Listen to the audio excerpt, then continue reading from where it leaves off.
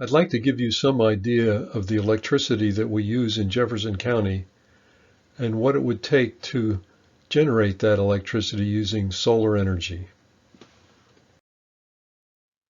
The Jefferson County Public Utility District was formed a few years ago.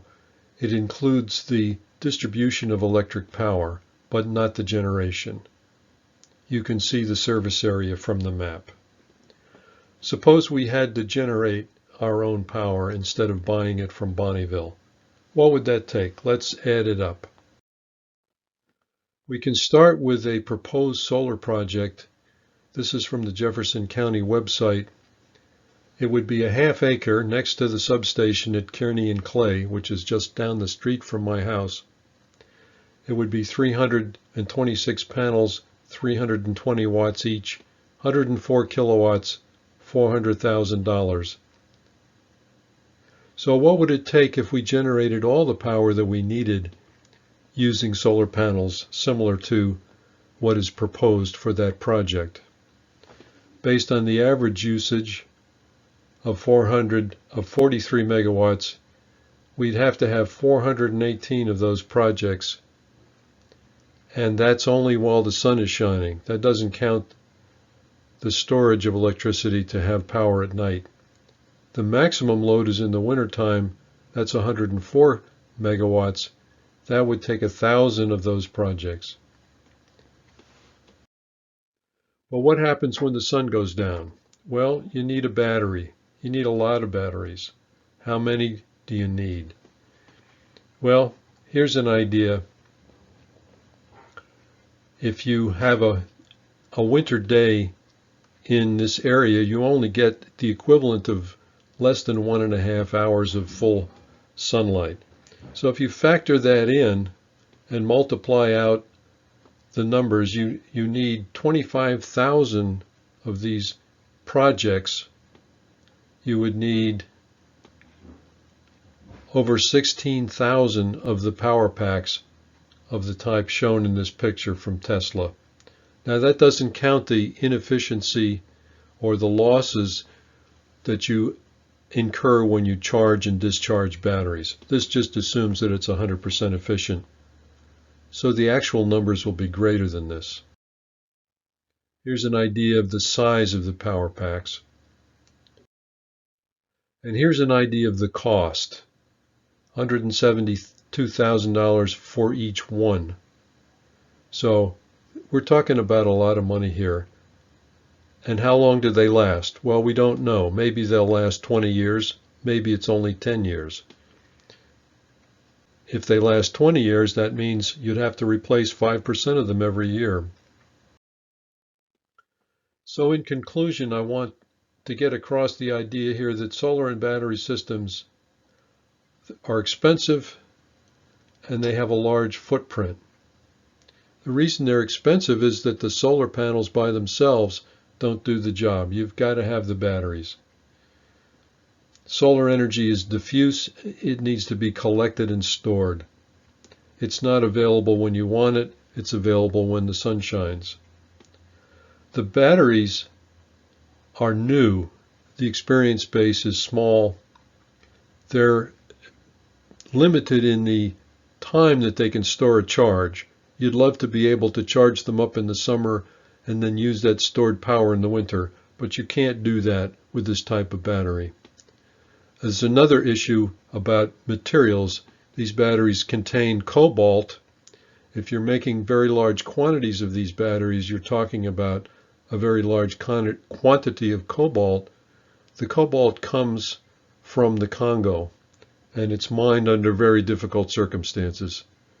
So that's another factor to consider. So suppose you just add solar panels to the grid. I'm switching directions here a little bit. This is what most people do. You put solar panels on your roof and you get a credit on your electric bill. But it has an impact on the grid. So what happens? This little video here gives you an idea of what happens. When you flip a light switch, you expect it to work, right? All of your appliances work, because your power company has electricity ready to transmit for a lot of customers. And utility companies have gotten really good at anticipating that demand. If the grid managers are doing their job, you should never notice any of this. But a rise in solar energy production is making their jobs a bit more complex. Here's a chart that explains why. It's showing demand for electricity at any given time of day. The power companies supply the least amount of power overnight. Then it ramps up in the morning. Everyone's woken up and business gets going. Then at sunset, energy demand peaks.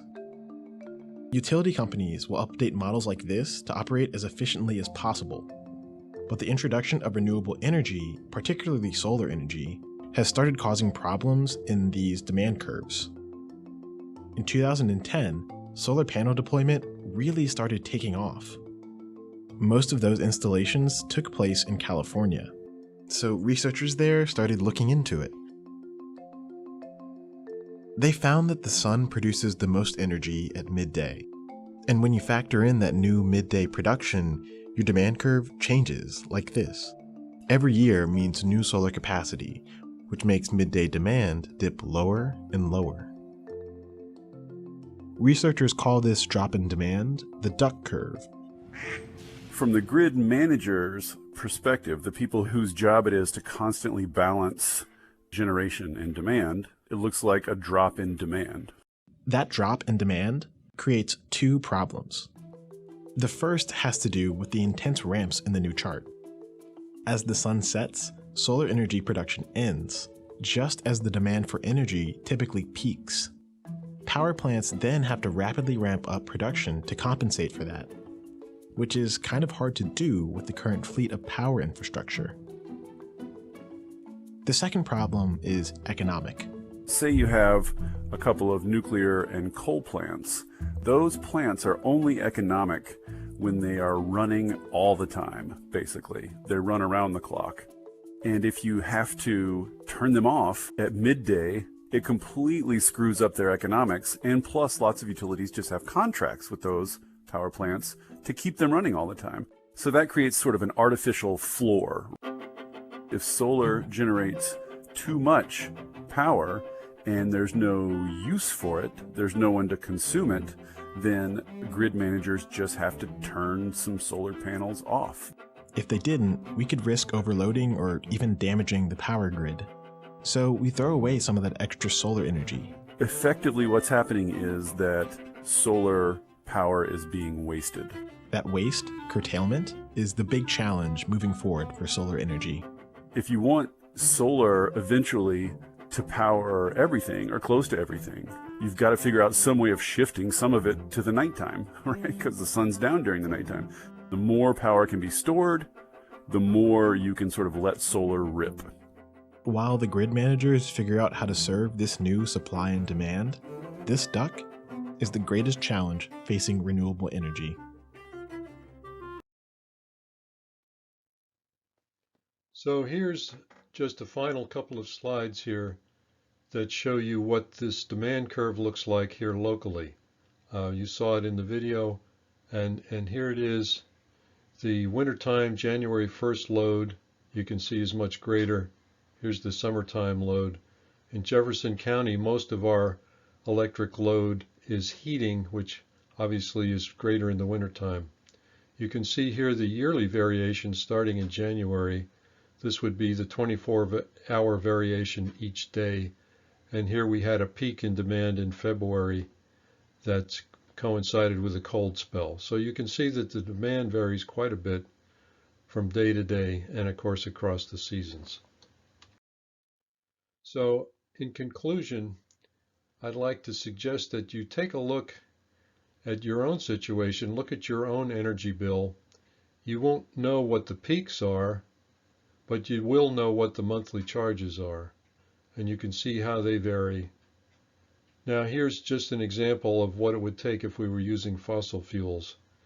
This is train car loads of coal. This is gallons of oil. So we here in Jefferson County have it pretty nice. We don't have any of the generation footprint here in our local area, we really benefit from Bonneville Power. So, thanks very much. That's the end of the presentation.